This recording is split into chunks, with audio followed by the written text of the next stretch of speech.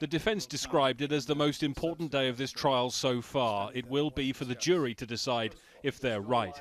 Dr. Paul White, known as the father of propofol, the drug that killed Michael Jackson, put forward his own theory of what happened in the star's bedroom on the day he died, how that fatal dose could have been administered.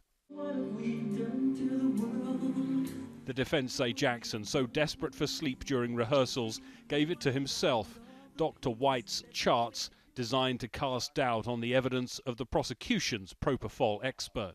I do feel that the theory that we've proposed is just a lot more rational and would represent a more appropriate clinical situation.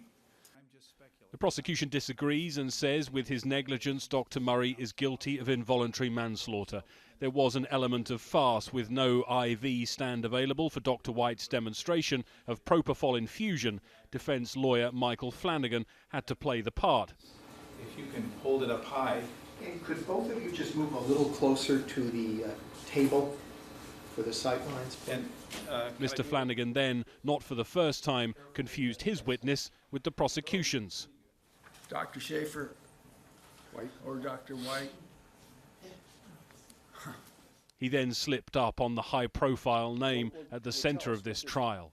Mr. lorazepam had no blood level whatsoever of lorazepam. Say it again.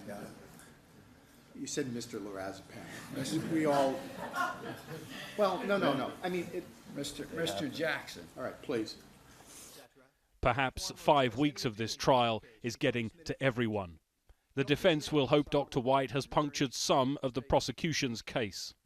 So you think it was a self-injection of propofol near the hour of between 11:30 and 12 o'clock that they did it? in my opinion, yes. The scenario that we have up here, does it reconcile with Dr. Murray's statement to the police?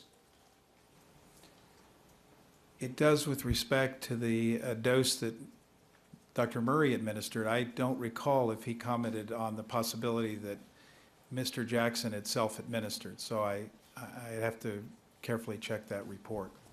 Does it But in other respects, it does, yes. Does it reconcile with the evidence found at the scene? Yes, it does. Dr. White will face cross-examination on Monday as the trial of Dr. Murray enters its final phase. Greg Milam, Sky News, Los Angeles.